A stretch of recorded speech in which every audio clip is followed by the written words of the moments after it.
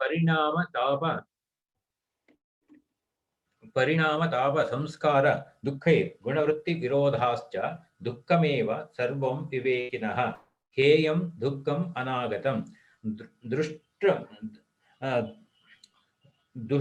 दृष्ट दृश्ययोः संयोगो हेय हेतुः प्रकृतिशीलं भूतेन्द्रियात्मकं भोगापवर्गार्थं दृश्यम् विशेषाविशेष लिंग मात्र अलिंगानि गुणपर्वाणि द्रष्टा दृश्यमात्राः शुद्धोपि प्रत्ययानुपश्यः तदर्थ एव दृश्यस्य आत्मा कृतार्थि नष्टम् अपि अनष्टं तद् अन्यसाधारणत्वात् स्वस्वामिशक्त्योः स्वरूप उपलब्धि हेतुः संयोगः तस्य हेतुः अविद्या तदभावात् संयोगाभावो हानं तदृशेः कैवल्यं विवेकख्याति अविप्लवा हानोपायः तस्य सप्तधा प्रान्तभूमिः प्रज्ञा योगांग अनुष्ठानाद् अशुद्धिक्षये दीप्तिः अविवेकाख्यातेः यम नियमासन प्राणायाम प्रत्याहार धारण ध्यान समाधयोः अष्टावंगानि अहिंसा सत्या आस्थेय ब्रह्मचर्य अपरिग्रह यमाः जातिदेशकाल समयान् सार्वभौम महाव्रतम् शौच संतोष तपस्वाध्याय ईश्वर प्रणिधानानि नियमाः वितर्क बाधने तर्क हिंसादयः कृतकारिता अनुमोदिता लोभ क्रोध मोहपूर्वक मृदमध्यादि मात्खज्ञाना अनंतफला इति प्रतिपक्ष भावनम् अहिंसा प्रतिष्ठायां तत्सन्निधौ वैरत्यागः सत्य प्रतिष्ठायां क्रियफलाश्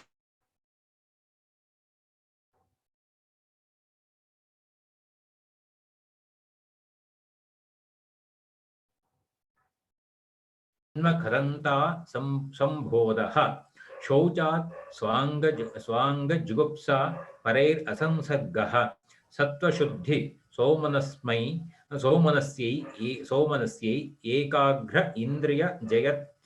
इन्द्रियजया आत्मदर्शन योग्यत्वानि च संतोषात् अनुत्तमः सुखलाभः कायेन्द्रिय सिद्धिः अशुद्धिक्षयात् तपसः स्वाध्यायादिष्टदेवता संप्रयोगः समाधि सिद्धिः ईश्वर प्रणिधानात् स्थिर सुखमासनं प्रयत्न शैथिल्यान् अनंत समापत्तिभ्यां ततो द्वन्द्वानभिघातः तस्मिन् सति श्वास प्रश्वासयोर्गति विच्छेदः प्राणायामः बाह्याभ्यंतर स्तंभ वृत्तिर्देशकाल संख्याभिः परिदृष्टो दीर्घसूक्ष्मः बाह्याभ्यंतर विषयाक्षेपी चतुर्थः ततः क्षीयते प्रकाश आवरणं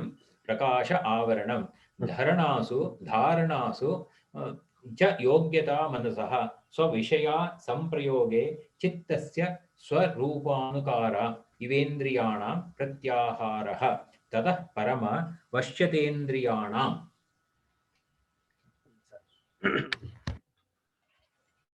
ಈಗ ನಾವು 13ನೆಯ ಸೂತ್ರದಲ್ಲಿ ಅದರ ವ್ಯಾಸ ಭಾಷ್ಯವನ್ನ ಚರ್ಚೆ ಮಾಡ್ತಾ ಇದ್ದೇವೆ. ಆ ಭಾಗ ಒಂದ್ಸಲ ಓದ್ತೀರಾ?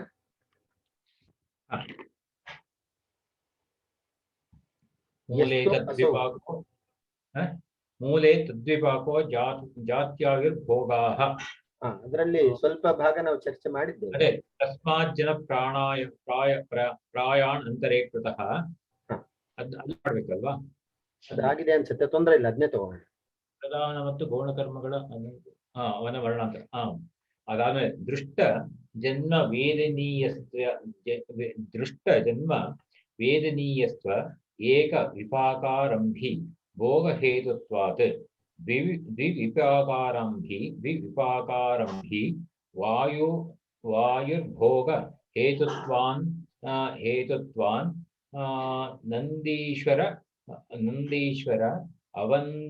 नंदीश्वरवत् ನಹುಷವತ್ ವಾ ನಂದೀಶ್ವರವತ್ ಇತಿ ನಂದೀಶ್ವರವತ್ ನಹುಷವದ್ವಾ ಇತಿ नहुषवत् वा इति क्लेशकर्म विपाक अनुभव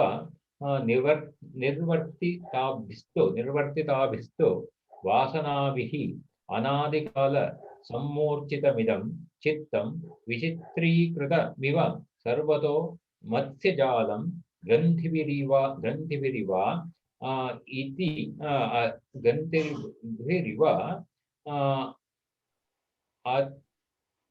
अथ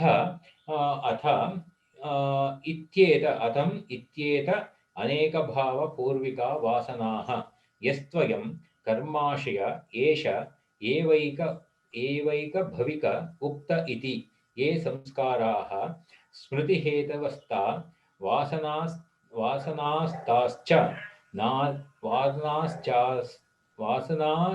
वासनात् ताश्च ಅನಾದಿಕಾಲೀನ ಇತಿ. ಇಲ್ಲಿನ ಚರ್ಚೆಯನ್ನ ಮತ್ತೆ ಒಮ್ಮೆ ಸ್ಮರಿಸಿಕೊಳ್ಳೋಣ. ಇಲ್ಲಿ 4 ವಿಧವಾದಂತಹ ವಿಕಲ್ಪಗಳನ್ನು ಹೇಳ್ತಾ ಇದ್ದಾರೆ. ಒಂದು ಜನ್ಮ ಮೊದಲನೆಯ ವಿಕಲ್ಪ ಇದು. ಒಂದು ಕರ್ಮವು ಒಂದು ಜನ್ಮವನ್ನು ಕೊಡುತ್ತದೆ, ಇದು ಮೊದಲನೇ ವಿಕಲ್ಪ. ಎರಡನೇ ವಿಕಲ್ಪದಲ್ಲಿ ಒಂದು ಕರ್ಮ ಅನೇಕ ಜನ್ಮಗಳನ್ನು ಕೊಡುತ್ತದೆ. ಮೂರನೇ ವಿಕಲ್ಪ ಅನೇಕ ಕರ್ಮಗಳು ಅನೇಕ ಜನ್ಮವನ್ನ ಕೊಡುತ್ತದೆ. ನಾಲ್ಕನೇ ವಿಕಲ್ಪ ಅನೇಕ ಕರ್ಮಗಳು ಸೇರಿ ಒಂದು ಜನ್ಮವನ್ನ ಕೊಡುತ್ತದೆ. ಇದು 4 ವಿಕಲ್ಪಗಳನ್ನ ಇಲ್ಲಿ ಇಟ್ಕೊಂಡು ಚರ್ಚೆ ಮಾಡ್ತಾ ಇದ್ದಾರೆ. ಅದರಲ್ಲಿ ಸಿದ್ಧಾಂತಿಗಳ ವಿಚಾರ ಕೊನೆಯ ವಿಕಲ್ಪ, ಅಂದ್ರೆ ಅನೇಕ ಅನೇಕ ಕರ್ಮಗಳು ಸೇರಿ ಒಂದು ಜನ್ಮವನ್ನ ಕೊಡುತ್ತದೆ ಎಂಬುದು ಸಿದ್ಧಾಂತಿಗಳ ಒಂದು ಮತ. ಅದರ ಮುಂದುವರಿದ ಭಾಗವಾಗಿ ಈ ಪಂಕ್ತಿಗಳಲ್ಲಿ ದೃಷ್ಟಜನ್ಮ ವೇದನೀಯ ಏಕವಿಪಾಕಾರಂಭಿ ಭೋಗಹೇತುತ್ವಾತ್ ವಿಪಾಕ ಆರಂಭಿ. ದೃಷ್ಟಜನ್ಮ ವೇದನೀಯ ಅಂದ್ರೆ ಈ ಜನ್ಮದಲ್ಲಿ ಅನುಭವಿಸಲ್ಪಡಬೇಕಾದಂತಹ ಸುಪ್ತ ಕರ್ಮಗಳು, ಅದಿನ್ನೂ ಫಲವನ್ನ ಕೊಡ್ಲಿಲ್ಲ, ಆದ್ರೆ ಅವುಗಳು ಈ ಜನ್ಮದಲ್ಲಿಯೇ ಪಡಬೇಕು ಎಂಬಂತೆ ನಿರ್ಣಯ ಆಗಿರುತ್ತದೆ. ಅಂತಹ ಕರ್ಮಗಳು ಏಕವಿಪಾಕಾರಂಭಿ ಭೋಗಹೇತುತ್ವ, ಅವುಗಳು ಭೋಗಕ್ಕೆ ಕಾರಣವಾಗಿರುತ್ತದೆ ಮತ್ತು ಅದೇ ಜನ್ಮದಲ್ಲಿ ತಮ್ಮ ಫಲವನ್ನ ಕೊಡುತ್ತದೆ.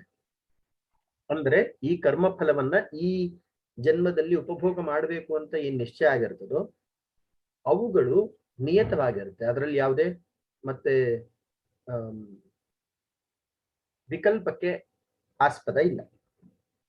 ವಿವಿಪಾಕಾರಂಭಿ ವಾಯು ಭೋಗಹೇತುತ್ವಾತ್ ನಂದೀಶ್ವರವತ್ ನಹುಷವದ್ವಾ ಇತಿ.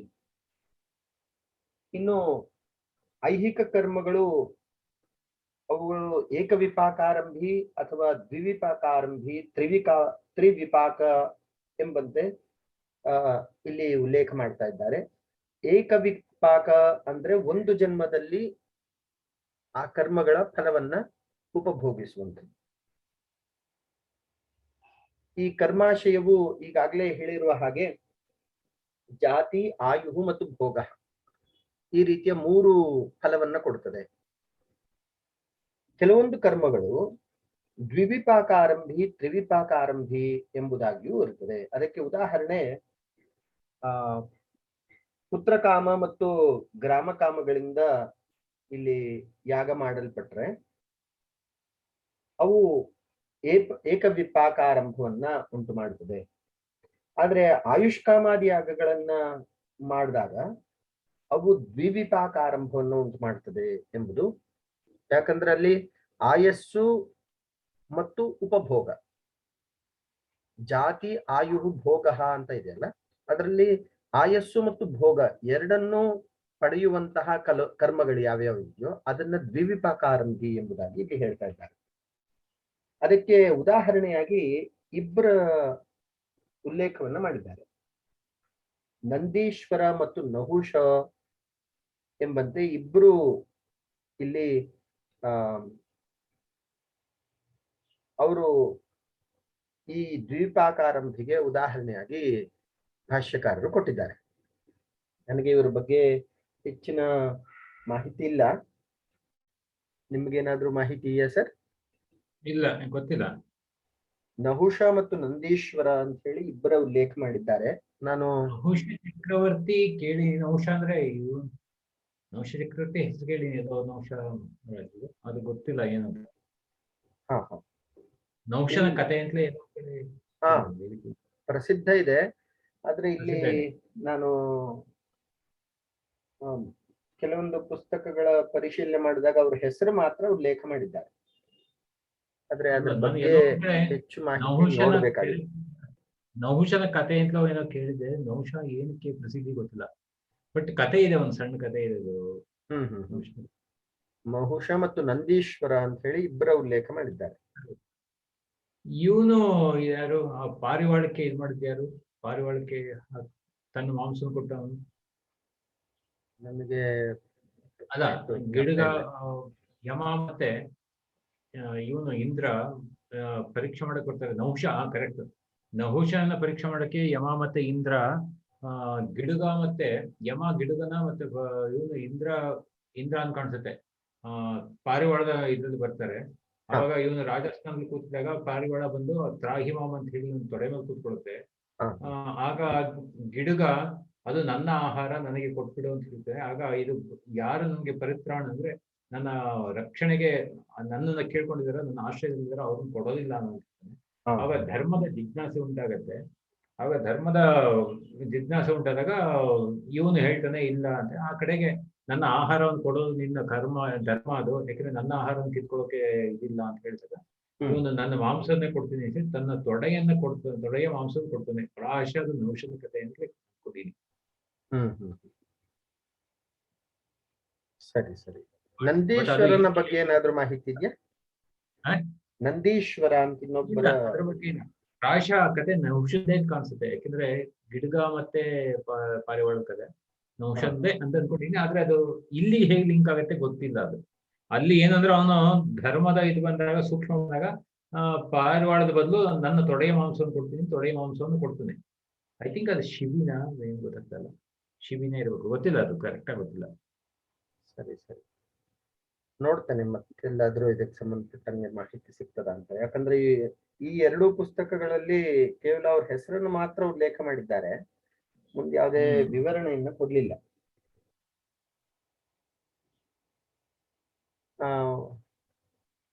ಮುಂದುವರೆದಾದ್ರೆ ಕ್ಲೇಶಕರ್ಮ ವಿಪಾಕ ಅನುಭವ ನಿರ್ವರ್ತಿತಾಭಿಃ ತು ವಾಸನಾಭಿಃ ಅನಾದಿಕಾಲ ಸಮೂರ್ಛಿತಂ ಇದಂ ಚಿತ್ತಂ ವಿಚಿತ್ರೀಕೃತಂ ಇವ ಸರ್ವತಃ ಮತ್ಸ್ಯಜಾಲಂ ಗ್ರಂಥಿಭಿಃ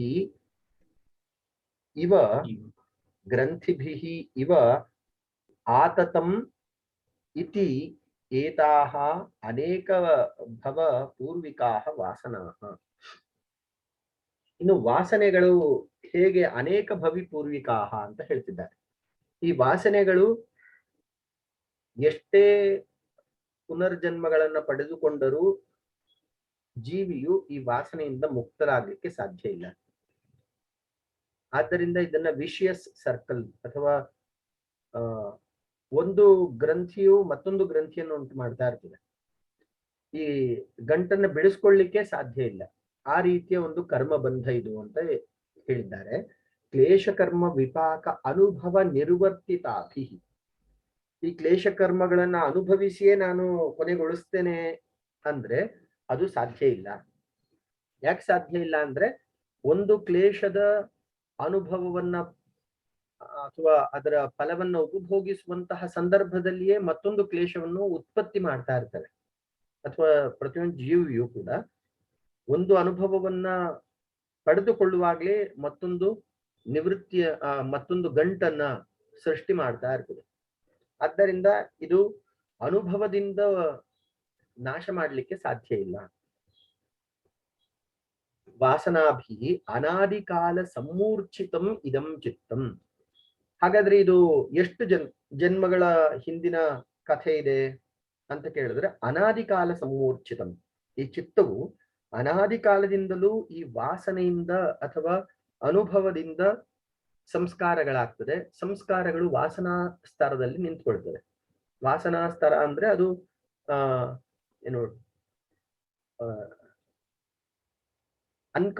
ಅಥವಾ ಸಬ್ ಕಾನ್ಶಿಯಸ್ ಸ್ಟೇಟ್ ಅಂತ ಹೇಳ್ತಾರಲ್ಲ ಆಂಗ್ಲ ಭಾಷೆಯಲ್ಲಿ. ಈ ರೀತಿ ನಮ್ಮ ಮನಸ್ಸಿನ ಅಂತಃ ಪದರವನ್ನ ತಲುಪಿಕೊಳ್ತವೆ. ಆ ರೀತಿ ಅನೇಕ ಜನ್ಮಗಳಿಂದ ಪಡೆದಂತಹ ಸಂಸ್ಕಾರಗಳು ಅದು ಅನುಭವಗಳು ಸಂಸ್ಕಾರಗಳಾಗಿ, ಸಂಸ್ಕಾರಗಳು ವಾಸನೆಗಳಾಗಿ ಚಿತ್ತದ ಅಂತಃ ಪದರಗಳನ್ನ ತಲುಪಿಕೊಳ್ತಾ ಇರ್ತದೆ. ಈ ಅಂತಃ ಪದರವು ಎಷ್ಟೊಂದು ಬಲಿಷ್ಠವಾಗಿರ್ತದೆ ಅಂದ್ರೆ ತನ್ನ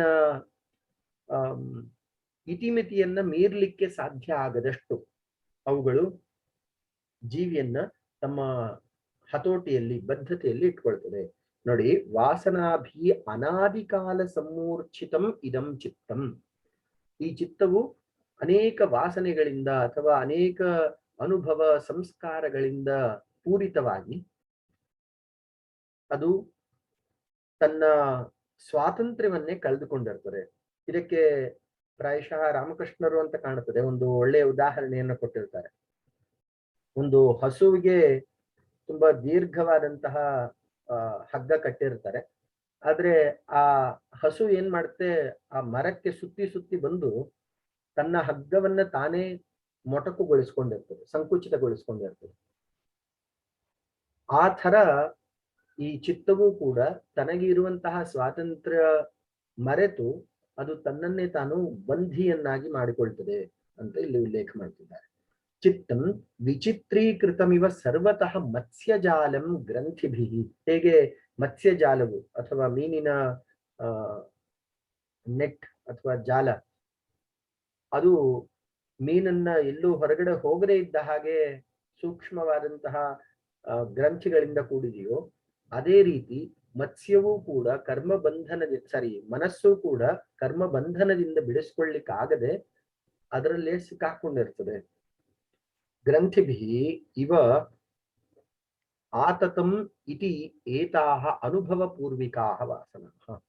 ಈ ವಾಸನೆಗಳು ಎಲ್ಲಿಂದ ಉತ್ಪತ್ತಿ ಆಗ್ತದೆ? ಅನುಭವದಿಂದ ಉತ್ಪತ್ತಿ ಆಗ್ತದೆ. ಆದ್ರಿಂದಲೇ ಸುಖಾನುಭವವು ಅಥವಾ ಸಂಸ್ಕಾರಯುಕ್ತವಾದಂತಹ ಅನುಭವಗಳು ಸಂಸ್ಕಾರಯುಕ್ತವಾದಂತಹ ವಾಸನೆಗಳನ್ನ ಸೇರಿಸ್ಕೊಳ್ತದೆ.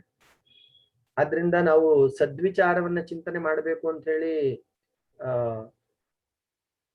ಸಂಸ್ಕೃತಿಯಲ್ಲಿ ಅಥವಾ ಪರಂಪರೆಯಲ್ಲಿ ಹೇಳುವಂತಹ ಉದ್ದೇಶ, ಈ ಸದ್ವಿಚಾರಗಳ ಚಿಂತನೆಯಿಂದ ಮನಸ್ಸು ಪ್ರಭಾವಿತವಾಗ್ತದೆ.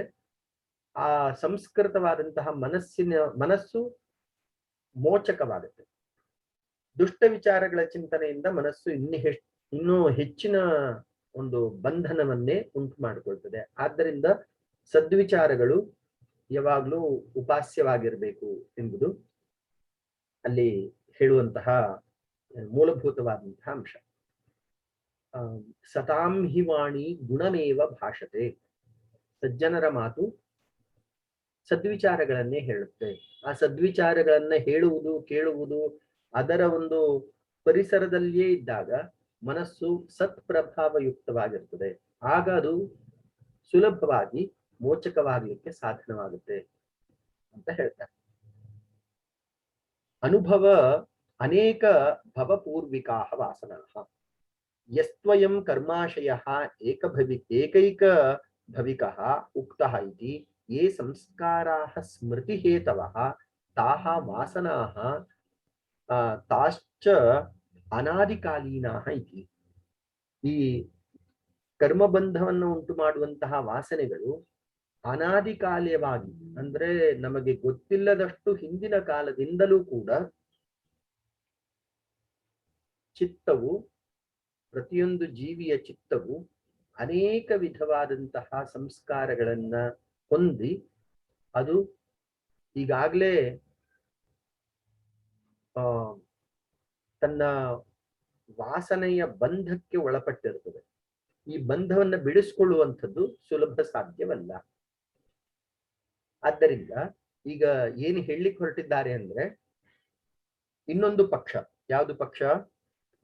ಯಾವ ಯಾವ ಕರ್ಮ ಉಪಭೋಗಗಳಿದೆಯೋ ಆ ಕರ್ಮೋಪಭೋಗಗಳನ್ನ ನಾವು ಉಪಭೋಗಿಸಿ ನಂತರ ಕೈವಲ್ಯವನ್ನ ಪಡೆದುಕೊಳ್ಳೋಣ ಅಂದ್ರೆ ಇದು ಸಾಧ್ಯ ಇಲ್ಲ ಎಂಬಂತಹ ಈ ಪಕ್ಷವನ್ನ ಹೇಳಲಿಕ್ಕೆ ಹೊರಟಿದ್ದಾರೆ. ಇಲ್ಲಿ ಪೂರ್ವ ಪಕ್ಷವನ್ನ ತುಂಬಾ ಬಲಗೊಳಿಸುವಂತಹ ಉದ್ದೇಶ ಏನು ಅಂದ್ರೆ ಸಿದ್ಧಾಂತದ ವಿಚಾರ ದಾರ್ಢ್ಯವನ್ನ ಪ್ರದರ್ಶನ ಮಾಡಲಿಕ್ಕೋಸ್ಕರ. ಸಿದ್ಧಾಂತಿಗಳ ವಿಚಾರವು ಎಷ್ಟು ಸ್ಪಷ್ಟ ಮತ್ತು ಸುದೃಢವಾಗಿದೆ ಅಂತ ತಿಳಿಸ್ಕೊಡ್ಬೇಕಾದ್ರೆ ಪೂರ್ವ ಪಕ್ಷವು ಸುದೃಢವಾಗಿರ್ಬೇಕು. ಆ ಹಿನ್ನೆಲೆಯಲ್ಲಿ ಈಗ ಪ್ರಸ್ತಾಪನೆ ಮಾಡ್ತಾ ಇರುವಂತಹ ವಿಷಯ, ಯಾವುದೇ ಜೀವಿಯು ತನ್ನ ಸಮಗ್ರವಾದಂತಹ ಕರ್ಮಾಶಯವನ್ನು ಉಪಭೋಗ ಮಾಡಿಯೇ ತಾನು ಕೈವಲ್ಯವನ್ನ ಹೊಂದಬಹುದು ಎಂಬ ಭಾವನೆ ಇದ್ರೆ ಅದು ಸಾಧ್ಯ ಇಲ್ಲ. ಯಾಕಂದ್ರೆ ಈ ಕರ್ಮಾಶಯವನ್ನ ಉಪಭೋಗ ಮಾಡಿ ಸಮಾಪ್ತಿ ಮಾಡಲಿಕ್ಕೆ ಸಾಧ್ಯ ಇಲ್ಲ. ಉಪಭೋಗದಿಂದ ಇದು ಸಮಾಪ್ತಿ ಆಗುವುದೂ ಇಲ್ಲ. ಯಾಕಂದ್ರೆ ಉಪಭೋಗ ಕಾಲದಲ್ಲಿಯೇ ಮತ್ತೊಂದು ಕರ್ಮಾಶಯವು ಸೃಷ್ಟಿ ಆಗ್ತಾ ಇರ್ತದೆ. ಇದು ಒಂದು ಕಾರಣ. ಎರಡನೇ ಕಾರಣ, ಅನಾದಿ ಕಾಲದಿಂದಲೂ ಕೂಡ ಚಿತ್ತವು ವಿಭಿನ್ನವಾದಂತಹ ಅನುಭವ, ಸಂಸ್ಕಾರ ಮತ್ತು ವಾಸನೆಗಳಿಂದ ಕೂಡಿರುವ ಹಿನ್ನೆಲೆಯಲ್ಲಿ ಕರ್ಮಾಶಯದ ಉಪಭೋಗದಿಂದ ಕೈವಲ್ಯ ಅಥವಾ ಉಪಭೋಗದಿಂದ ಸರ್ವಕರ್ಮ ವಿನಾಶವನ್ನ ಪಡೆದುಕೊಂಡು ಕೈವಲ್ಯ ಪ್ರಾಪ್ತಿ ಅನ್ನುವಂಥದ್ದು ಇದು ಅಸಾಧ್ಯ ಎಂಬುದು ಇವರ ಚಿಂತನೆಯ ಒಂದು ಮಥಿತಾರ್ಥ. ಮುಂದೆ ಹೋಗೋಣ ಸರ್.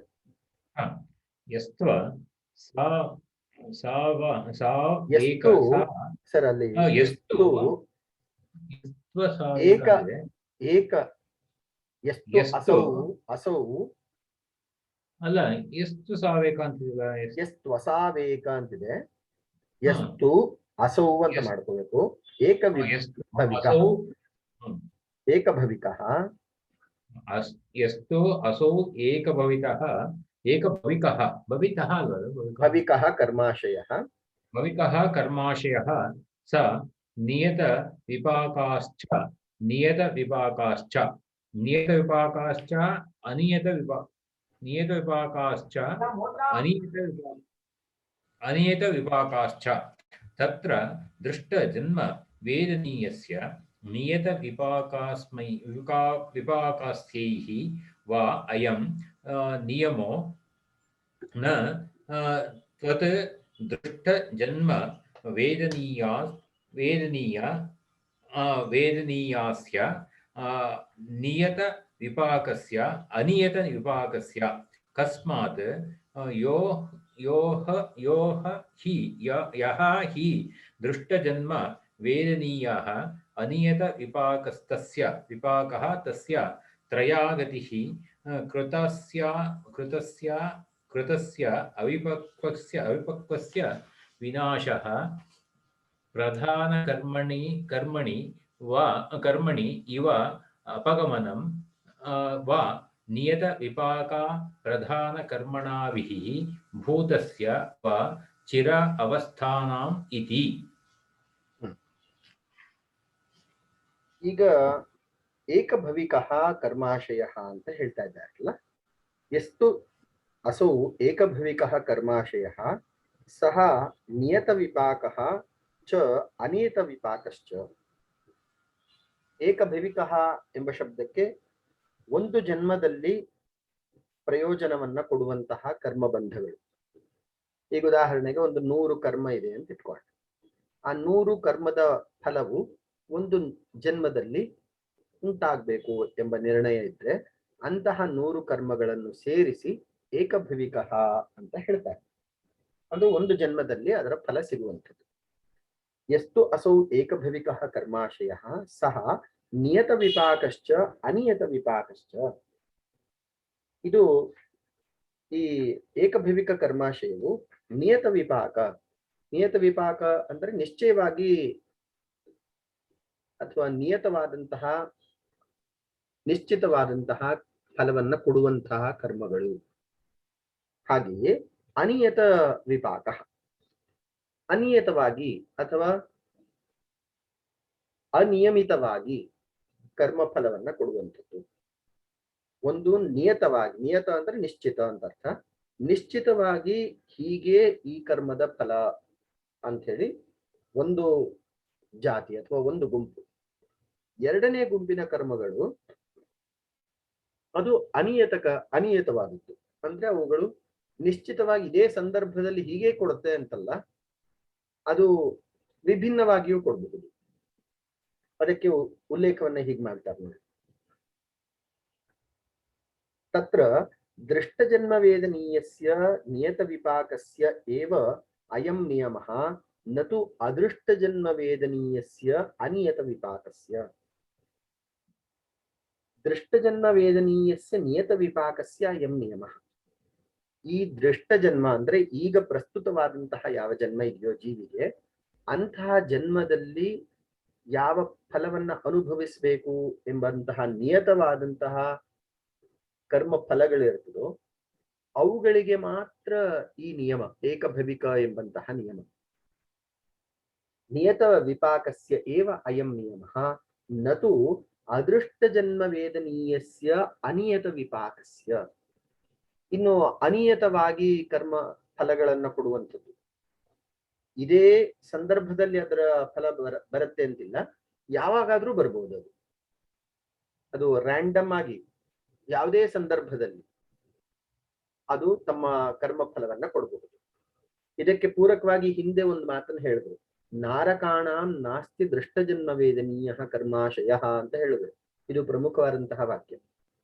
ಕೆಲವೊಬ್ರು ಅತ್ಯಂತ ದುಷ್ಟರು ಕೂಡ ಸುಖಿ ವಿಲಾಸಿ ಜೀವನವನ್ನ ನಡೆಸ್ತಾ ಇದ್ದಾರಲ್ಲ, ಹಾಗಾದ್ರೆ ಕರ್ಮ ಸಿದ್ಧಾಂತವು ಸುಳ್ಳ ಅಂತ ಕೇಳಿದ್ರೆ ಅದಕ್ಕೆ ಭಾಷ್ಯಕಾರರು ಕೊಟ್ಟಂತಹ ಪ್ರಮುಖವಾದ ವಿಶ್ಲೇಷಣೆ ಇದು. ನಾರಕಾಣಾಂ ನಾಸ್ತಿ ದೃಷ್ಟಜನ್ಮ ವೇದನೀಯ ಕರ್ಮಾಶಯ. ಈ ಜನ್ಮದಲ್ಲಿಯೇ ಅವರ ದುಷ್ಟ ಕರ್ಮಗಳ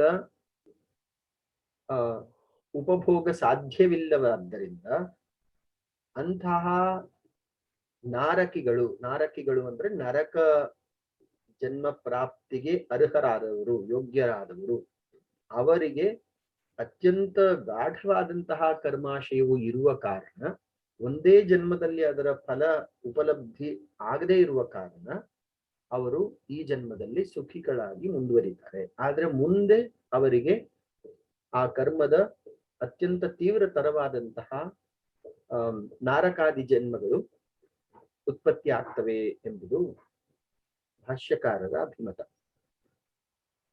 ಇಲ್ಲೂ ಅದೇ ಒಂದು ಛಾಯೆಯಲ್ಲಿ ಮಾತನ್ನು ಹೇಳ್ತಾ ಇದ್ದಾರೆ. ನತು ಅದೃಷ್ಟ ಜನ್ಮ ವೇದನೀಯಸ್ಯ ಅನಿಯತ ವಿಪಾಕಸ್ಯ. ಕೆಲವೊಂದು ಅನಿಯತ ಕರ್ಮ ಫಲಗಳಿರುವಂಥದ್ದು, ಅದು ಈ ಜನ್ಮದಲ್ಲಿ ಅದರ ಫಲ ಕಂಡು ಬರದೇ ಇದ್ರೂ ಕೂಡ ಅದು ತನ್ನದೇ ಆದಂತಹ ಸ್ವರೂಪದಲ್ಲಿ ಮುಂದೆ ಯಾವುದೋ ಜನ್ಮದಲ್ಲಿ ಕಂಡು ಬರುತ್ತದೆ. ಅಂಥದ್ದಕ್ಕೆ ಈ ನಿಯಮ ಅನ್ವಯಿಸುವುದಿಲ್ಲ. ಯಾಕಂದ್ರೆ ಅಕಸ್ಮಾತ್ ಯಹ ಹಿ ಅದೃಷ್ಟ ಜನ್ಮ ವೇದನೀಯ ಅನಿಯತ ವಿಪಾಕ ತಸ್ಯ ತ್ರಯಾಗತಿ. ಅದೃಷ್ಟ ಜನ್ಮ ವೇದನೀಯ ಅನಿಯತ ವಿಪಾಕಸ್ಯ. ಈ ರ್ಯಾಂಡಮ್ ಆಗಿ ಅಥವಾ ಅನಿಯತವಾಗಿ ಕರ್ಮ ಫಲಗಳನ್ನು ಕೊಡುವಂತಹ ಯಾವ ಕರ್ಮಾಶಯಗಳಿದೆಯೋ ಅಂತಹ ಕರ್ಮಾಶಯಗಳು 3 ಗತಿಯನ್ನ ಹೊಂದಿರ್ತದೆ. ಯಾವುದು? ಕೃತಸ್ಯ ಅವಿಪಕ್ವಸ್ಯ ನಾಶ. ಹಾಗೆಯೇ ಪ್ರಧಾನ ಕರ್ಮಣಿ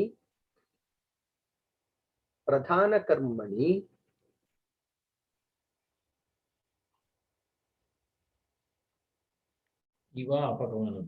ಪ್ರಧಾನ ಕರ್ಮಣಿ ಇವ ಅಪಗಮನಮಲ್ಲ. ಪ್ರಧಾನ ಕರ್ಮಣಿ ಅವಾಪಗಮನಂ. ಪ್ರಧಾನ ಕರ್ಮಣಿ ಅವಾಪಗಮನಂ ವಾ ನಿಯತ ವಿಪಾಕ ಪ್ರಧಾನ ಕರ್ಮಣ ಅಭಿಭೂತಸ್ಯ ವಾ ಚಿರಸ್ಥಾನಂ ಇತಿ. ಈಗ ಈ ಕರ್ಮಗಳು ಅಂದ್ರೆ ಯಾವುದು ಅನಿಯತ ಫಲಗಳನ್ನು ಕೊಡುತ್ತದೋ ಅವುಗಳು ಏನು 3 ರೀತಿಯ ಸಾಧ್ಯತೆಗಳನ್ನ ಹೊಂದಿರ್ತದೆ. ಮೊದಲನೇದು ಯಾವುದು ಸಾಧ್ಯತೆ? ಕೃತಸ್ಯ ಅವಿಪಾಕಸ್ಯ ವಿನಾಶ. ಅದು ಕರ್ಮ ಮಾಡಿದ್ರೂ ಕೂಡ ಫಲವನ್ನ ಕೊಡುವುದಕ್ಕೆ ಮೊದಲೇ ಅದು ನಾಶ ಆಗುವಂಥದ್ದು. ಉದಾಹರಣೆಗೆ ಕರ್ಮಫಲ, ಅದು ಕರ್ಮಫಲವು ಉತ್ಪತ್ತಿ ಆಗ್ಲಿಕ್ಕೆ ಮುಂಚೆನೆ ನಾಶ ಆಗುವಂಥದ್ದು. ಅಂದ್ರೆ ಕರ್ಮಫಲವು ಸಂಪೂರ್ಣವಾಗಿ ಅಲ್ಲಿ ವಿಕಾಸಗೊಂಡಿರೋದಿಲ್ಲ. ಅಂತಹ ಸಂದರ್ಭದಲ್ಲಿಯೇ ಅದು ತನ್ನ ವ್ಯಾಪಾರವನ್ನ ಕೊನೆಗೊಳಿಸಿಕೊಳ್ಳುವಂಥದ್ದು. ಇದು ಮೊದಲನೆಯ ಸಾಧ್ಯತೆ.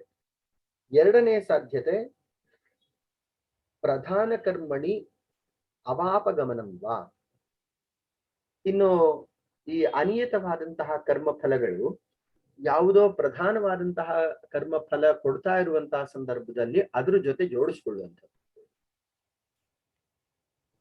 ಈಗ ಒಂದು ಸತ್ಕರ್ಮದ ಫಲ ಉಪಭೋಗ ಮಾಡ್ತಾ ಇದ್ದಾನೆ. ಆ ಸತ್ಕರ್ಮದ ಫಲ ಉಪಭೋಗವಾಗುವಂತಹ ಸಂದರ್ಭದಲ್ಲಿ ಈ ಅನಿಯತ ಕರ್ಮವು ಸೇರಿಕೊಂಡು ಅದು ತನ್ನ ಕರ್ಮ ಫಲವನ್ನ ಕೊಡ್ಲಿಕ್ಕೆ ಆರಂಭ ಮಾಡುವುದು. ಇದು ಎರಡನೆಯ ಒಂದು ಸಾಧ್ಯತೆಗಳು. ಇನ್ನು ಮೂರನೆಯ ಸಾಧ್ಯತೆ ನಿಯತ ವಿಪಾಕ ಪ್ರಧಾನ ಕರ್ಮಣ ಅಭಿಭೂತಸ್ಯ ವಾ ಚಿರ ಅವಸ್ಥಾನಂ. ಇನ್ನು ನಿಯತವಾದಂತಹ ಪ್ರಧಾನ ಕರ್ಮದಲ್ಲಿ ಸೇರಿಕೊಂಡು ಸೂಕ್ಷ್ಮ ರೂಪದಲ್ಲಿ ಅಭಿವ್ಯಕ್ತಗೊಳಿಸಿಕೊಳ್ಳುತ್ತದೆ. ಎರಡನೇದು ಮತ್ತು ಮೂರನೇ ವಿಕಲ್ಪಕ್ಕೆ ಸ್ವಲ್ಪ ಮಾತ್ರ ಭೇದ ಇದೆ. ಎರಡನೆಯದರಲ್ಲಿ ಪ್ರಧಾನ ಕರ್ಮದ ಜೊತೆ ಅಥವಾ ಸತ್ಕರ್ಮದ ಜೊತೆ ಸೇರಿಕೊಂಡು ತನ್ನದೇ ಆದಂತಹ ಸತ್ಕರ್ಮವನ್ನು ಕೊಡುವಂಥದ್ದು. ಈಗ ಬ್ಯಾಂಕಿಂಗ್ ಟರ್ಮ್ಸ್ ಅಲ್ಲಿ ಹೇಳುವುದಾದ್ರೆ ಪ್ರಿನ್ಸಿಪಲ್ ಪ್ಲಸ್ ಇಂಟ್ರೆಸ್ಟ್. ಪ್ರಿನ್ಸಿಪಲ್ ಜೊತೆ ಈಗ ಒಂದು FD ಇಟ್ಟರೆ ನಾವು ಪ್ರಿನ್ಸಿಪಲ್ ಜೊತೆ 5 ವರ್ಷ ಆದ್ಮೇಲೆ 3 ವರ್ಷ ಆದ್ಮೇಲೆ ಒಂದು ಇಂಟ್ರೆಸ್ಟ್ ಅನ್ನ ಸೇರಿಸಿ ಕೊಡ್ತಾರೆ. ಸೊ ಪ್ರಿನ್ಸಿಪಲ್ ಕೊಡ್ತಾರೆ, ಇಂಟ್ರೆಸ್ಟ್ ಅನ್ನು ಸೇರಿಸಿ ಕೊಡ್ತಾರೆ. ಅದೇ ತರನೇ ಇಲ್ಲಿ ಸತ್ಕರ್ಮದ ಫಲ ಉಪಭೋಗ ಆಗ್ತಾ ಇರುವಂತಹ ಸಂದರ್ಭದಲ್ಲಿ ಈ ಅನಿಯತವಾದಂತಹ ಕರ್ಮವು ಸೇರ್ಕೊಂಡು ಫಲವನ್ನ ಕೊಡುವಂಥದ್ದು. ಇದು ಎರಡನೆಯ ಒಂದು ಸಾಧ್ಯತೆ. ಮೂರನೆಯ ಸಾಧ್ಯತೆಯಲ್ಲಿ ಈ ನಿಯತವಾದಂತಹ ಕರ್ಮ ಯಾವ್ದಿರ್ತದೋ ಅಂಥ ನಿಯತ ಕರ್ಮದ ಜೊತೆ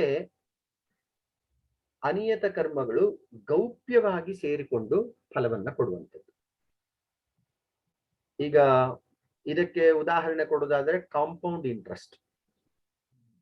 ಕಾಂಪೌಂಡ್ ಇಂಟ್ರೆಸ್ಟ್ ಅಲ್ಲಿ ಇಂಟ್ರೆಸ್ಟ್ ಮೊದಲನೇ ವರ್ಷದಲ್ಲಿ ಏನ್ ಇಂಟ್ರೆಸ್ಟ್ ಸೇರ್ಕೊಂಡಿರ್ತದೋ ಅಂಥ ಇಂಟ್ರೆಸ್ಟ್ ಕೂಡ ಪ್ರಿನ್ಸಿಪಲ್ ಜೊತೆ ಸೇರಿಕೊಂಡು ಮುಂದೆ ಅದು ಕೂಡ ವೃದ್ಧಿಯನ್ನು ಪಡೆಯುತ್ತಾ ಇರುತ್ತೆ.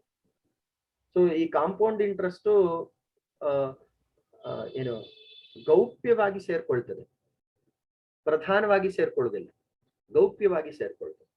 ಸೊ ಈ ರೀತಿ ಮೂರು ಪ್ರಧಾನ ಅಥವಾ ಮೂರು ರೀತಿಯ ಫಲಗಳನ್ನ ಅನಿಯತ ಕರ್ಮಗಳು ಕೊಡಬಹುದು ಅಂತ ಹೇಳಿ ಇಲ್ಲಿ ಚರ್ಚೆ ಮಾಡ್ತಾ ಇದ್ದಾರೆ. ಅಂದ್ರೆ ಎರಡು ಪಾಸಿಬಿಲಿಟೀಸ್ ಅಂದ್ರೆ ಎರಡು ರೀತಿಯ ಕರ್ಮ ಫಲಗಳ ವಿಪಾಕ. ಒಂದು ನಿಯತ ಕರ್ಮ ಫಲ ವಿಪಾಕ, ಎರಡನೇದು ಅನಿಯತ ಕರ್ಮ ಫಲ ವಿಪಾಕ. ಈ ಅನಿಯತ ಕರ್ಮ ವಿಪಾಕಕ್ಕೆ ಮೂರು ವಿಭಿನ್ನವಾದಂತಹ ಸಾಧ್ಯತೆಗಳು.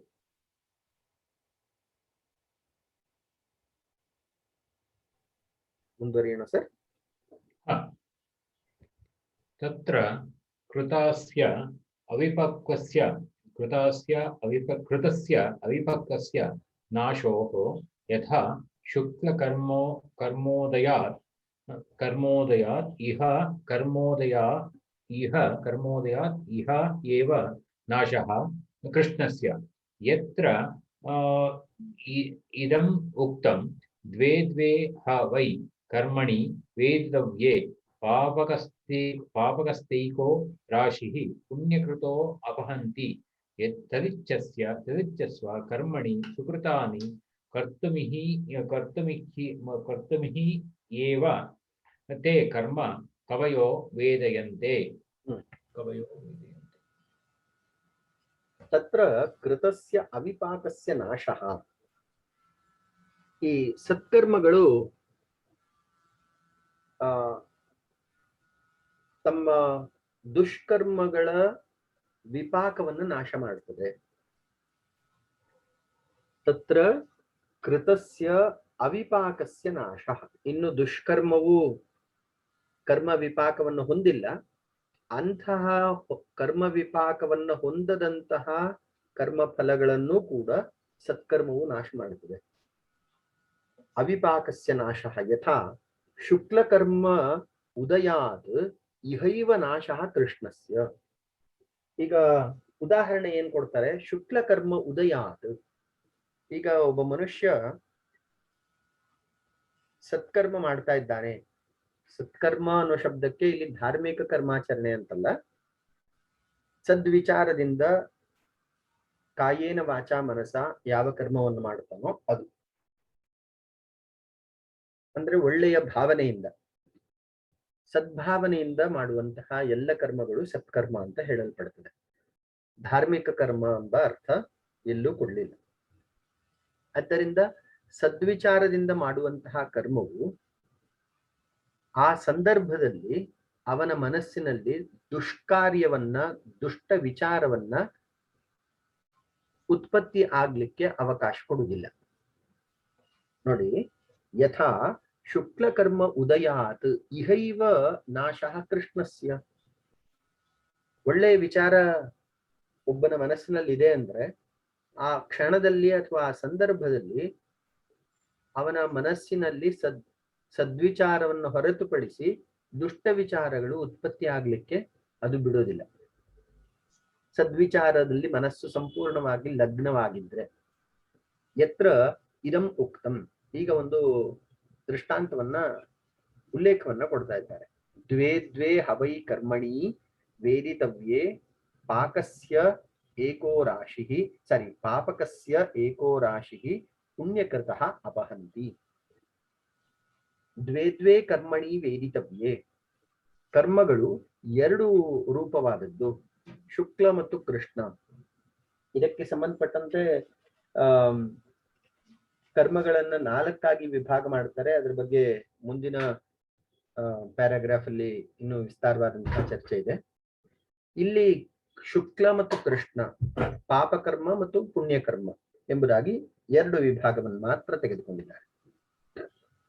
ವೇದಿತವ್ಯೇ ದ್ವೇ ದ್ವೇ ಕರ್ಮಣಿ ವೇದಿತವ್ಯೇ ಪಾಪಕಸ್ಯ ಏಕೋ ರಾಶಿ ಪುಣ್ಯಕೃತಃ ಅಪಹಂತಿ. ಪುಣ್ಯ ಅಥವಾ ಸತ್ಕರ್ಮ ಮಾಡುವಂಥವನ ಮನಸ್ಸಿನಲ್ಲಿ ದುಷ್ಕರ್ಮದ ಪ್ರವೃತ್ತಿಯು ನಾಶವಾಗ್ತದೆ. ತದಿಚ್ಛಸ್ವ ಕರ್ಮಾಣಿ ಸುಕೃತಾನಿ. ಆದ್ದರಿಂದ ಸುಕೃತ ಕರ್ಮವನ್ನ ನೀನು ಬಯಸು. ಸುಕೃತ ಅಂದ್ರೆ ಸುಕೃತಿ ಪುಣ್ಯವಾನ್ ಧನ್ಯೋ ಮಹೇಚ್ಛಸ್ತು ಮಹಾಶಯ. ಪುಣ್ಯ ಕರ್ಮಗಳನ್ನ ನೀನು ಬಯಸು ಅಂತ ಹೇಳಿ ಈ ಉಲ್ಲೇಖ. ತದಿಚ್ಛಸ್ವ ಕರ್ಮಾಣಿ ಸುಕೃತಾನಿ ಕರ್ತುಂ ಇಹೈವತೆ ಕರ್ಮ ಕವಯಃ ವೇದಯಂತೆ. ಆದ್ದರಿಂದ ಸತ್ಕರ್ಮದಲ್ಲಿ ಮನಸ್ಸನ್ನ ಹೊಂದು ಎಂಬುದಾಗಿ ನಿರ್ದೇಶಗಳನ್ನ ಮಾಡಿರ್ತಾರೆ. ಸತ್ಕರ್ಮದಲ್ಲಿ ಮನಸ್ಸನ್ನ ಹೊಂದಿದಾಗ ಉತ್ಪತ್ತಿಯಾಗದಂತಹ ಕರ್ಮ ವಿಪಾಕಗಳು, ದುಷ್ಕರ್ಮ ವಿಪಾಕಗಳು ಕೂಡ ನಾಶ ಹೊಂದುತ್ತವೆ. ಉತ್ಪತ್ತಿ ಆಗದಂತಹ ದುಷ್ಕರ್ಮಗಳು ನಾಶ ಹೊಂದುತ್ತವೆ ಅಂದ್ರೆ ಸತ್ಕರ್ಮಗಳ ಪ್ರವೃತ್ತಿಯು 2 ಮುಖವಾಗಿರ್ತದೆ. ಅದು ಸತ್ಫಲವನ್ನೂ ಕೊಡ್ತದೆ, ದುಷ್ಫಲವನ್ನ ಉಂಟು ಮಾಡದಂತೆ ಪ್ರೇರಣೆ ಕೊಡ್ತದೆ. ಸೊ ಈ ರೀತಿ 2 ಫಲಗಳು ಎಂಬುದಾಗಿ ಈ ವಾಕ್ಯದಲ್ಲಿ ಹೇಳಿದ್ದಾರೆ. ಮುಂದೆ ಸರ್. ಪ್ರಧಾನ ಕರ್ಮಾಣಿ ಅವಾಪಗಮನಂ ಯತ್ರ ಇದಂ ಉಕ್ತಂ ಸ್ಯಾತ್ ಸ್ವಲ್ಪಃ ಸಂಕರಃ ಸಪರಿಹಾರಃ ಪ್ರತ್ಯಯವ ಅಮರ್ಷ್ಯಃ ಕುಶಲಸ್ಯ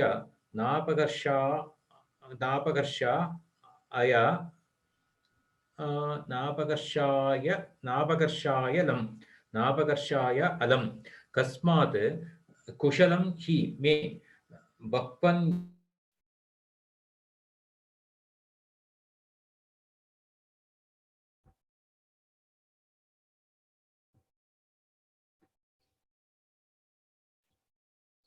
ಕರ್ಷಂ ಅಲ್ಪಂ ಕರಿಷ್ಯತಿ ಸ್ವರ್ಗೆ ಅಪಿ ಅಪಕರ್ಷಂ ಅಲ್ಪಂ ಕರಿಷ್ಯತಿ ಇತಿ.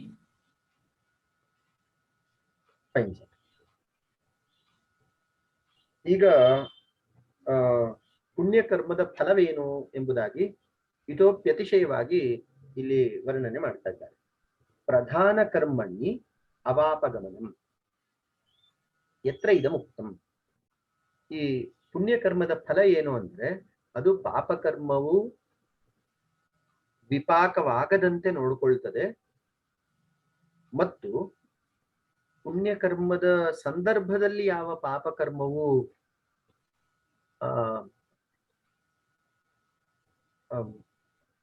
ಒಂದು ಅನಿಚ್ಛಾಪೂರ್ವಕವಾಗಿ ಸಂಭವಿಸಿರ್ತದೋ ಅಂತಹ ಪಾಪಕರ್ಮಗಳನ್ನು ಅದು ನಾಶ ಮಾಡ್ತದೆ. ಇಲ್ಲಿ ಎರಡು ವಿಚಾರ. ಒಂದು, ಪುಣ್ಯಕರ್ಮವು ಅನುದಯವಾದಂತಹ ಅಥವಾ ವಿಪಾಕಗೊಳ್ಳದಂತಹ ಪಾಪಕರ್ಮವನ್ನ ತಡೆಯುತ್ತೆ. ಇದು ಮೊದಲನೆಯ ಫಲ. ಎರಡನೆಯ ಫಲ, ಪುಣ್ಯಕರ್ಮವನ್ನ ಮಾಡುವಂತಹ ಸಂದರ್ಭದಲ್ಲಿ ನಮಗರಿವಿಲ್ಲದಂತೆಯೇ ನಡೆಯುತ್ತಿರುವಂತಹ ಪಾಪಕರ್ಮಗಳನ್ನು ಕೂಡ ಅದು ನಿವೃತ್ತಿ ಮಾಡುತ್ತದೆ. ಆದ್ರಿಂದ ಕರ್ಮಕ್ಕೆ ಯಾವುದೇ ಫಲ ಇಲ್ಲ, ಕರ್ಮದ ಹಿಂದಿರುವಂತಹ ವಿಚಾರಕ್ಕೆ ಫಲ. ಈಗ ಉದಾಹರಣೆಗೆ ಯಜ್ಞ ಮಾಡುವುದರಿಂದ ಸತ್ಫಲ ಸಿಗ್ತದೆ ಅಂತ ನಿಯಮ ಇಲ್ಲ. ಯಜ್ಞವನ್ನ ಯಾವ ದೃಷ್ಟಿಯಿಂದ ಮಾಡ್ತೇವೆ ಅನ್ನುವುದು ಮುಖ್ಯ. ಯಾದೃಶಿ ಭಾವನಾ ಯತ್ರ ಸಿದ್ಧಿರ್ಭವತಿ ತಾದೃಶಿ. ಯಾವ ಭಾವನೆಯಿಂದ ಮಾಡ್ತೀವೋ ಅದಕ್ಕೆ ಅನುರೂಪವಾಗಿ ಸಿದ್ಧಿ ಇರ್ತದೆ ಎಂಬುದು ಶಾಸ್ತ್ರದ ನಿಯಮ. ಇಲ್ಲಿ ಏನ್ ಹೇಳ್ತಾ ಇದ್ದಾರೆ, ಸತ್ಕರ್ಮದ ಆಚರಣೆಯ ಸಂದರ್ಭದಲ್ಲಿ ನಮಗರಿವಿಲ್ಲದಂತೆ ಮಾಡುವ ಪಾಪಕರ್ಮಗಳು ಕೂಡ ತಮ್ಮ ಫಲವನ್ನ ಉತ್ಪತ್ತಿ ಮಾಡುವುದಿಲ್ಲ. ಅದು ಸತ್ಕರ್ಮದ ಒಂದು ಸ್ವಭಾವ ಅಂತ ಈ ವಾಕ್ಯ ಸರಣಿಯಲ್ಲಿ ಹೇಳ್ತಾ ಇದ್ದಾರೆ. ಪ್ರಧಾನ ಕರ್ಮಣಿ ಅವಾಪಗಮನಂ. ಹೇಗೆ?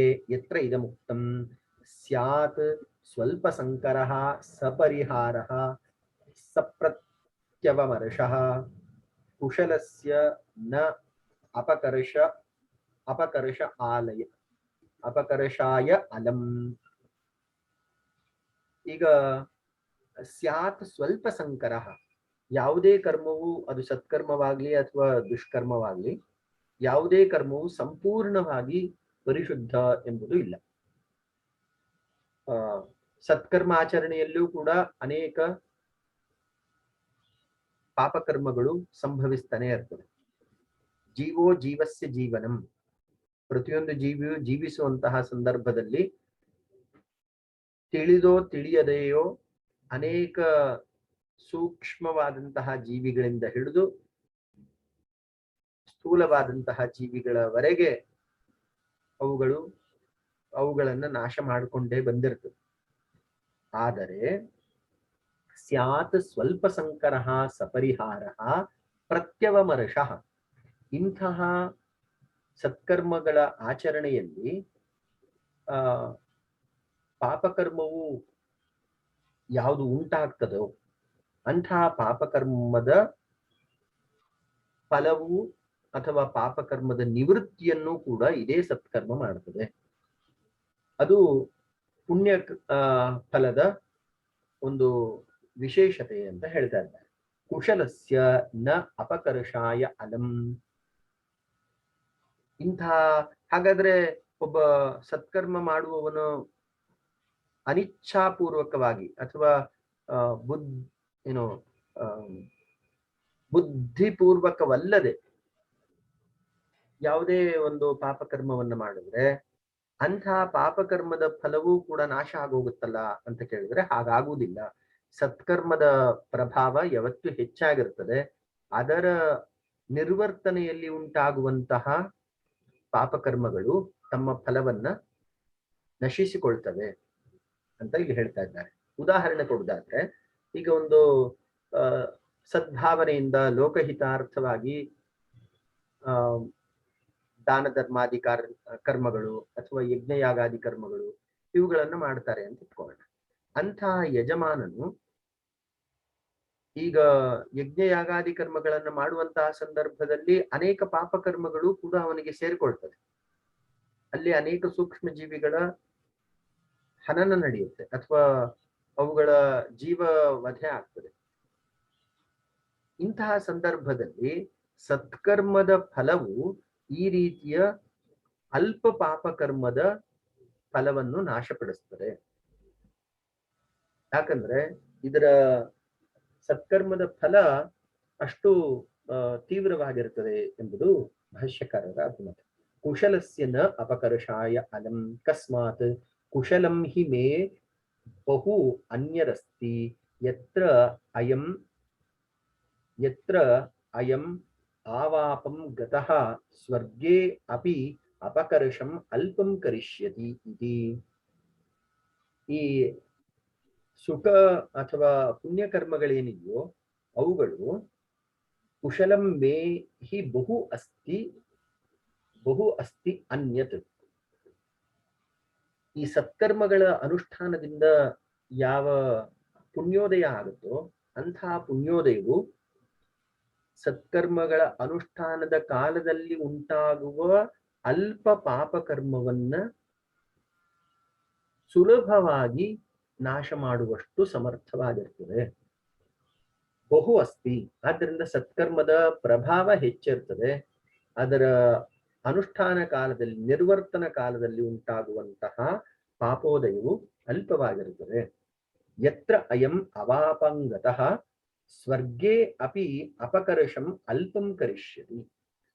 ಆದ್ದರಿಂದ ಇವನಿಗೆ ಈಗ ಒಂದು ದೊಡ್ಡ ಯಾಗ ಮಾಡಿದ್ದಾನೆ ಲೋಕ ಕಲ್ಯಾಣಾರ್ಥವಾಗಿ ಒಬ್ಬ ವ್ಯಕ್ತಿ ಅಂತ ಇಟ್ಕೊಳ್ಳೋಣ. ಅಂಥವನಿಗೆ ಒಂದು 100 ಸತ್ಕರ್ಮಗಳು ಉಂಟಾಗಿದ್ರೆ ಒಂದು 10% ಪಾಪಕರ್ಮಗಳು ಉಂಟಾಗುತ್ತೆ. ಅಂತಹ 10% ಪಾಪಕರ್ಮವನ್ನ ಈ 100% ಅಥವಾ 100 ಅಂಶ ಇರುವಂತಹ ಪುಣ್ಯಕರ್ಮಗಳು ಸುಲಭವಾಗಿ ಅಪಕರ್ಷಣೆ ಮಾಡಿ ಅವನಿಗೆ ಸತ್ಫಲವನ್ನೇ ಉಂಟು ಮಾಡುತ್ತದೆ. ಆದ್ದರಿಂದ ಸತ್ಕರ್ಮಗಳ ಪ್ರಭಾವ 2 ಮುಖದಲ್ಲಿ ಹೆಚ್ಚು. ಸತ್ಕರ್ಮ ನಡೆಯುವಂತಹ ಸಂದರ್ಭದಲ್ಲಿ ಉಂಟಾಗುವ ಪಾಪಕರ್ಮಗಳನ್ನು ನಾಶ ಮಾಡುತ್ತದೆ ಮತ್ತು ಸತ್ಕರ್ಮದ ಬಲದಿಂದ, ಅನುಷ್ಠಾನ ಬಲದಿಂದ ಅನುದಿತವಾದಂತಹ ಪಾಪಕರ್ಮಗಳು ಕೂಡ ತಮ್ಮ ವಿಪಾಕವನ್ನ ಉಂಟು ಮಾಡಲಿಕ್ಕೆ ಸಾಧ್ಯ ಇಲ್ಲ. ಈ ರೀತಿ 2 ಫಲಗಳನ್ನ ಭಾಷ್ಯಕಾರರು ಹೇಳ್ತಾ ಇದ್ದಾರೆ. ನಿಯತ ವಿಪಾಕ ಪ್ರಧಾನ ಕರ್ಮಣ ಅಭಿಭೂತಸ್ಯ ವಾ ಚಿರಂ ಅವಸ್ಥಾನಂ ಕಥಮಿತಿ ಅದೃಷ್ಟ ಜನ್ಮ ವೇದನೀಯಸ್ಯ ಏವ ನಿಯತ ವಿಪಾಕಸ್ಯ ಕರ್ಮಣಃ ಸಮಾನಂ ಮರಣಂ ಅಭಿವ್ಯಕ್ತಿ ಕಾರಣಂ ಉಕ್ತಂ ನತು ಅದೃಷ್ಟ ಜನ್ಮ ವೇದನೀಯಸ್ಯ ಅನಿಯತ ವಿಪಾಕಸ್ಯ ಯತ್ ತ್ವದ್ ದೃಷ್ಟಜನ್ಮ ವೇದನೀಯಂ ಕರ್ಮ ಅನಿಯತ ವಿಪಾಕಂ ತತ್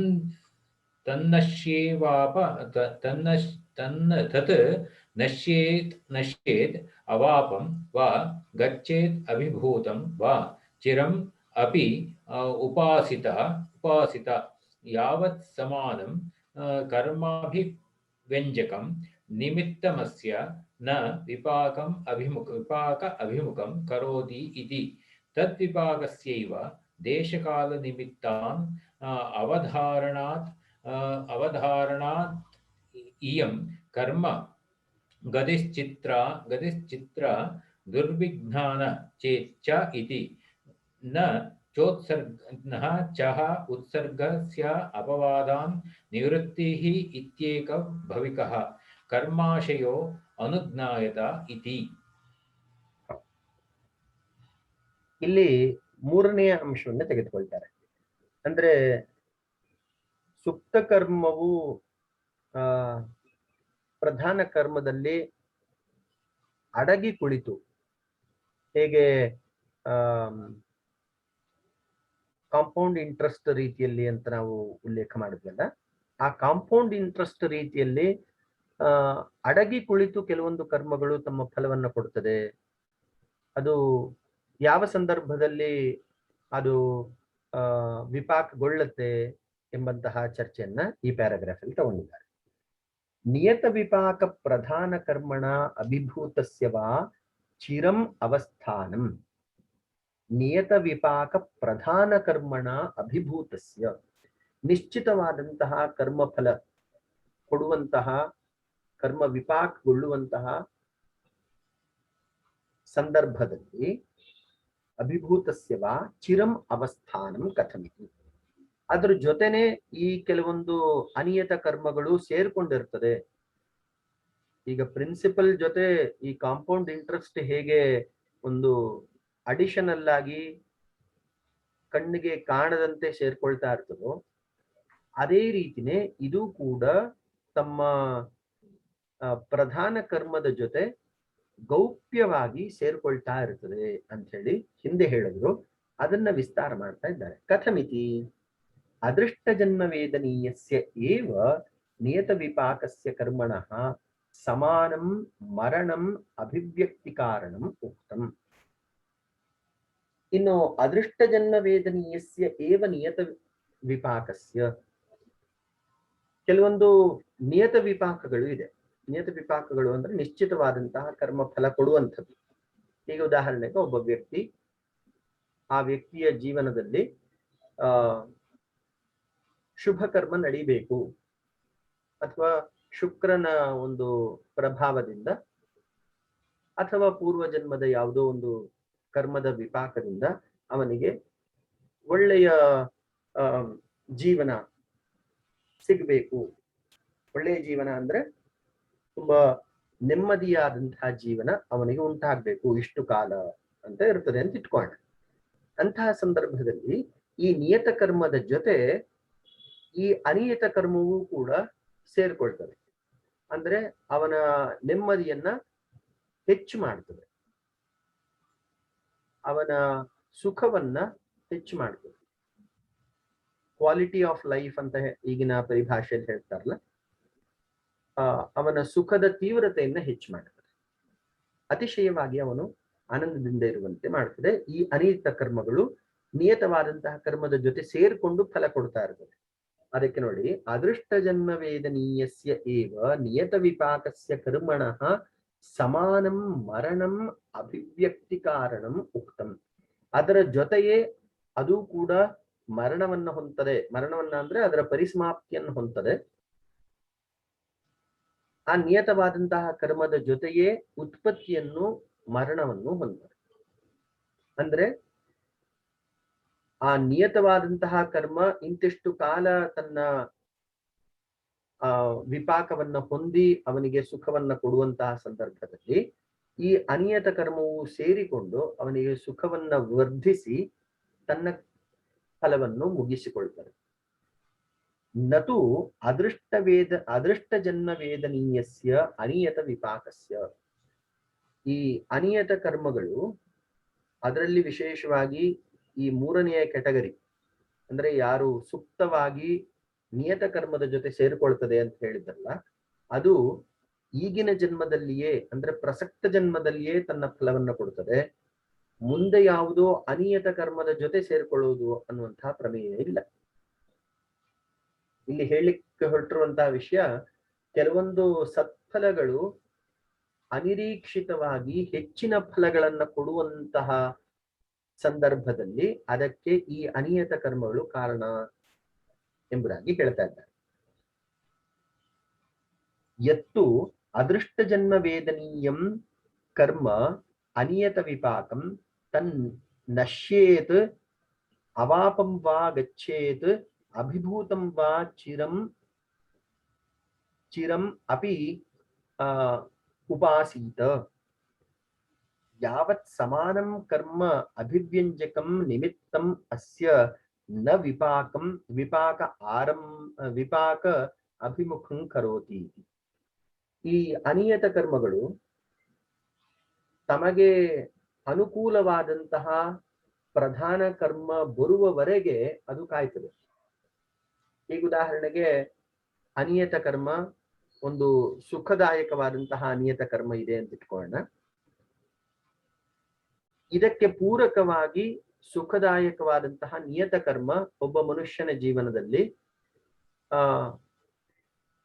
ಅವನ ಸಂಧ್ಯಾಕಾಲದಲ್ಲಿ, ಜೀವನದ ಕೊನೆಯ ಭಾಗದಲ್ಲಿ ಅದು ಫಲವನ್ನ ಕೊಡಬೇಕು ಎಂಬಂತೆ ನಿಯತವಾಗಿದ್ರೆ, ಈ ಅನಿಯತ ಕರ್ಮವು, ಸತ್ಫಲವನ್ನ ಕೊಡುವಂತಹ ಅನಿಯತ ಕರ್ಮವು ಅವನ ಸಂಧ್ಯಾಕಾಲದವರೆಗೆ ಪ್ರತೀಕ್ಷೆ ಮಾಡ್ತದೆ, ವೆಯ್ಟ್ ಮಾಡ್ತದೆ. ನಿಯತ ಕರ್ಮವು ಅವನಿಗೆ ಸಂಧ್ಯಾಕಾಲದಲ್ಲಿ ಸುಖವನ್ನ ಕೊಡಬೇಕು ಎಂಬಂತಹ ನಿಶ್ಚಯವಾಗಿದ್ರೆ, ಈ ಅನಿಯತ ಕರ್ಮವು ಆ ಸಂದರ್ಭದಲ್ಲಿ ತನಗೆ ಅನುಕೂಲಕರವಾದಂತಹ ಒಂದು ಕಾಲವನ್ನ ಆಶ್ರಯ ಪಡ್ಕೊಂಡು ಅವನಿಗೆ ಸಂಧ್ಯಾಕಾಲದಲ್ಲಿ ಹೆಚ್ಚಿನ ಸುಖವನ್ನ ಕೊಡುತ್ತದೆ.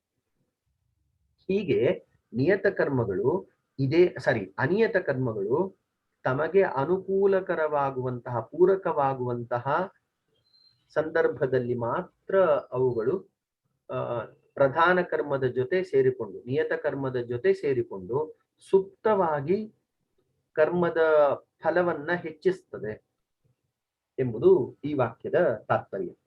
ಎತ್ತು ಅದೃಷ್ಟವೇದನೀಯಂ ಕರ್ಮ ಅನಿಯತ ವಿಪಾಕಂ ತನ್ನಶ್ಯೇತ್ ಅವಾಪಂ ವಾ ಗಚ್ಚೇತ್. ಅದು ನಾಶ ಹೊಂದುತ್ತದೆ ಅಥವಾ ಅದರ ಫಲವನ್ನ ಕೊಡದೆ ಅದು ಪರಿಸಮಾಪ್ತಿಗೊಳ್ತದೆ.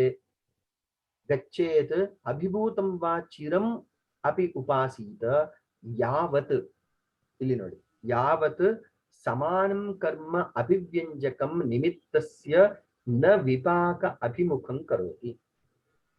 ಎಲ್ಲಿಯವರೆಗೆ ತನಗೆ ಪೂರಕವಾಗುವಂತಹ ಪ್ರಧಾನ ಕರ್ಮಗಳು, ನಿಯತ ಕರ್ಮಗಳು ಬರುವುದಿಲ್ವೋ ಅಲ್ಲಿಯವರೆಗೆ ಇದು ಮೌನವಾಗಿಯೇ ಇರ್ತದೆ, ಪ್ರಕಾಶಗೊಳ್ಳುವುದೇ ಇಲ್ಲ. ಈಗ ಉದಾಹರಣೆಗೆ ಆಗ್ಲೇ ಹೇಳಿದ ಉದಾಹರಣೆಯನ್ನು ಮತ್ತೆ ತೆಗೆದುಕೊಳ್ಳುವುದಾದ್ರೆ, ಒಬ್ಬ ಮನುಷ್ಯನ ಸಂಧ್ಯಾಕಾಲದಲ್ಲಿ ಅವನಿಗೆ ಸುಖ ಕೊಡುವಂತಹ ಕರ್ಮ, ನಿಯತವಾದಂತಹ ಕರ್ಮ ಇದೆ ಎಂಬ ಪಕ್ಷದಲ್ಲಿ ಅನಿಯತವಾದಂತಹ ಸತ್ಕರ್ಮಗಳು ಅವನ ಸಂಧ್ಯಾಕಾಲದವರೆಗೆ ಪ್ರತೀಕ್ಷೆ ಮಾಡ್ತದೆ, ಕಾಯ್ತಾ ಇರ್ತದೆ. ನಿಯತ ಕರ್ಮ ಉಂಟಾದ ಮೇಲೆ ಅದರ ಜೊತೆ ರಹಸ್ಯವಾಗಿ, ಮೌನವಾಗಿ ಪ್ರವೇಶಗೊಂಡು ಇನ್ನೂ ಹೆಚ್ಚಿನ ಸುಖವನ್ನ ಆ ವ್ಯಕ್ತಿಗೆ ಕೊಡ್ತದೆ. ಹೀಗೆ ಅನಿಯತ ಕರ್ಮಗಳು ಸ್ವಪೂರಕವಾದಂತಹ ನಿಯತ ಕರ್ಮದ ವಿಪಾಕಕ್ಕೋಸ್ಕರ ಅನೇಕ ಸಮಯ ಪ್ರತೀಕ್ಷೆ ಮಾಡ್ತದೆ, ಕಾಯ್ತದೆ ಅಂತ ಹೇಳ್ತಾ ಇದ್ದಾರೆ. ತದ್ ವಿಪಾಕಸ್ಯ ಏವ ದೇಶಕಾಲ ನಿಮಿತ್ತ ಅನವಧಾರಣಾತ್ ಯಂ ಕರ್ಮಗತಿ ಚಿತ್ರ ದುರ್ವಿಜ್ಞಾನ ಚೇತಿ. ಆದ್ದರಿಂದ ಈ ಅನಿಯತ ಕರ್ಮಗಳು ಯಾವಾಗ ಕರ್ಮ ಫಲ ಕೊಡುತ್ತದೆ ಎಂಬುದು ಅತ್ಯಂತ ಗಹನವಾದಂತಹ ವಿಚಾರ. ಆದ್ದರಿಂದನೇ ಗಹನ ಕರ್ಮಣೋಗತಿ ಅಂತ ಹೇಳಿ ಗೀತಾಚಾರ್ಯನು ಉಪದೇಶ ಮಾಡಿದ್ದಾರೆ. ಕರ್ಮಣ್ಯಪಿ ಚ ಬೋದ್ಧವ್ಯಂ ಬೋದ್ಧವ್ಯಂಚ ವಿಕರ್ಮಣಃ ಅಕರ್ಮಣಶ್ಚ ಬೋದ್ಧವ್ಯಂ ಗಹನಾ ಕರ್ಮಣೋಗತಿ. ಕರ್ಮದ ಗತಿಯು ಅತ್ಯಂತ ಗಂಭೀರವಾಗಿರ್ತದೆ, ಅದು ಸಾಧ್ಯವೇ ಇಲ್ಲ, ಜ್ಯೋತಿಷ್ಶಾಸ್ತ್ರದಿಂದಲೂ ಸಾಧ್ಯ ಇಲ್ಲ. ಆದ್ದರಿಂದ ಜ್ಯೋತಿಷ್ಶಾಸ್ತ್ರವು ಕೂಡ ಅನೇಕ ಸಾಧ್ಯತೆಗಳನ್ನ ಮಾತ್ರ ಹೇಳ್ತದೆ, ಇದಮಿತ್ತಂ ಅಂತ ಹೇಳುವುದೇ ಇಲ್ಲ.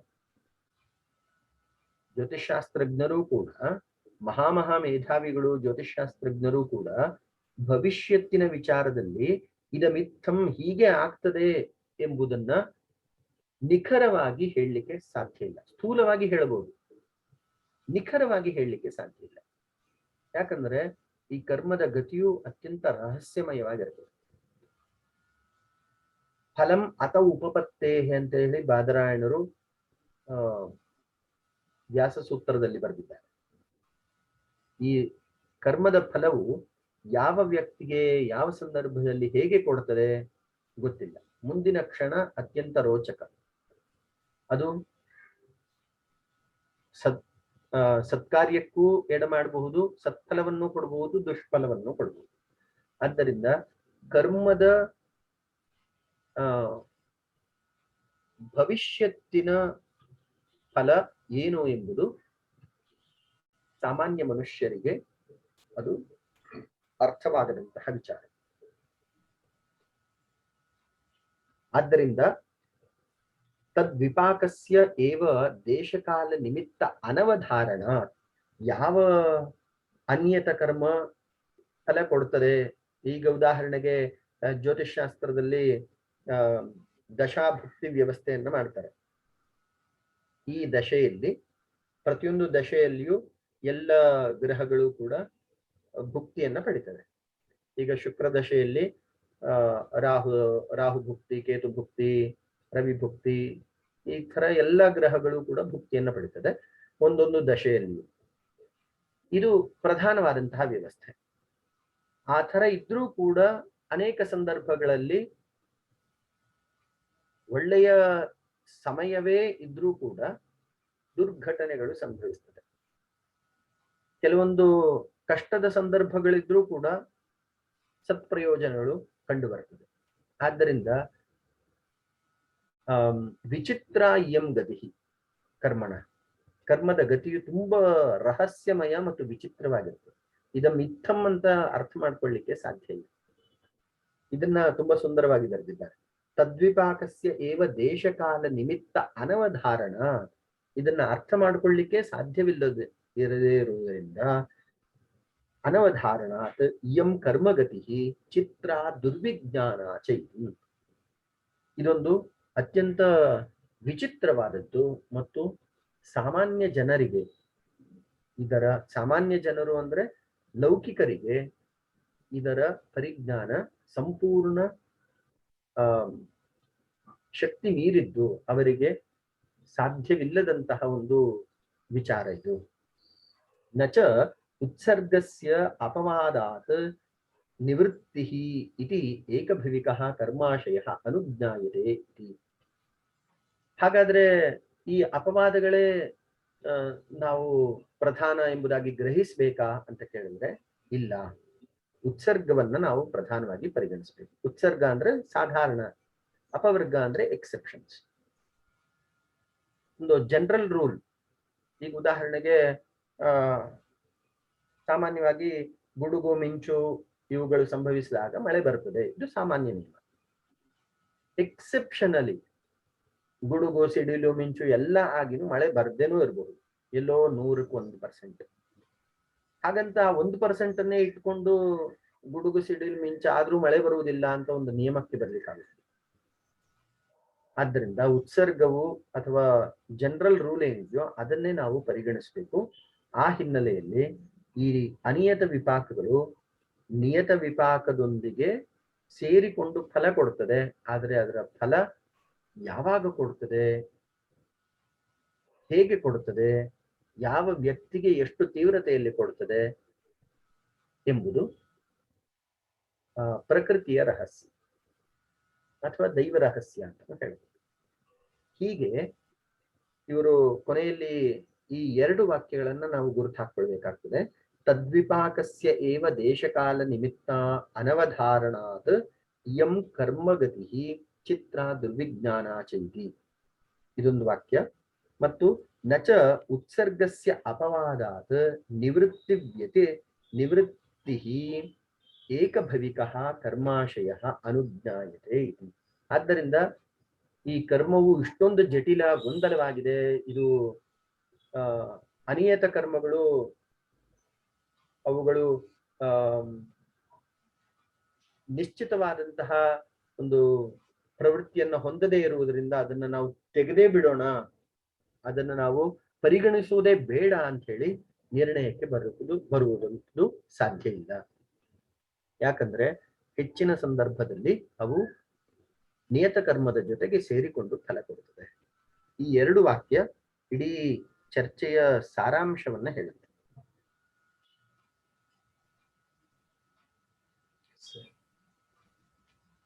ಸೊ ಸತಿಮೂಲೆ ತದ್ವಿಪಾಕೋ ಜಾತ್ಯಾಯುರ್ಭೋಗ. ಈ ಕರ್ಮಾಶಯವು ಅಥವಾ ಯಾವತ್ ಪರ್ಯಂತಂ ಕ್ಲೇಶಾಃ ವರ್ತಂತೆ ತಾವತ್ ಪರ್ಯಂತಂ ಆಯುಃ ಭೋಗಃ ಜನ್ಮ ವರ್ತತೆ ಏವ. ಈ ಕ್ಲೇಶ ನಿಮಿತ್ತವಾದಂತಹ ಕರ್ಮಭೋಗಗಳು ನಿರಂತರವಾಗಿರುತ್ತದೆ. ಅದಕ್ಕೆ ಮುಕ್ತಿ ಯಾವಾಗ? ಜ್ಞಾನ ಸಿಕ್ಕಾಗ ಮಾತ್ರ ಎಂಬುದು ಈ ಎಲ್ಲ ಹಿನ್ನೆಲೆಯ ಒಂದು ಮೂಲಭೂತ ಅಂಶ.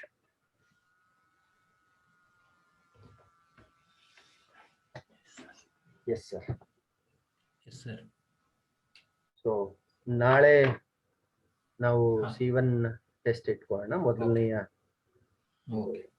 ಸರ್ಕಾರ ಅವನಿಗೆ ತಿಳಿಸಿದೀನಿ, ಅವನೇನು ಹೇಳಿಲ್ಲ. ಅವನೇ ನೋಡುವ ಸರ್, ಏನ್ ತೊಂದರೆ ಇಲ್ಲ. ಓಕೆ. ಯೋಗೇನ ಚಿತ್ತಸ್ಯ ಪದೇನ ವಾಚಾಂ ಮಲಂ ಶರೀರಸ್ಯ ಚ ವೈದ್ಯಕೇನ ಯೋಪಾಕರೋತ್ತಂ ಪ್ರವರಂ ಮುನೀನಾಂ ಪತಂಜಲಿಂ ಪ್ರಾಂಜಲಿರಾನತೋಸ್ಮಿ. ಧನ್ಯವಾದ. ಸರ್, ಅದು ನಾನು ಕೇಳಿದ್ನಲ್ಲ, ಕೇಳಿಲ್ಲ.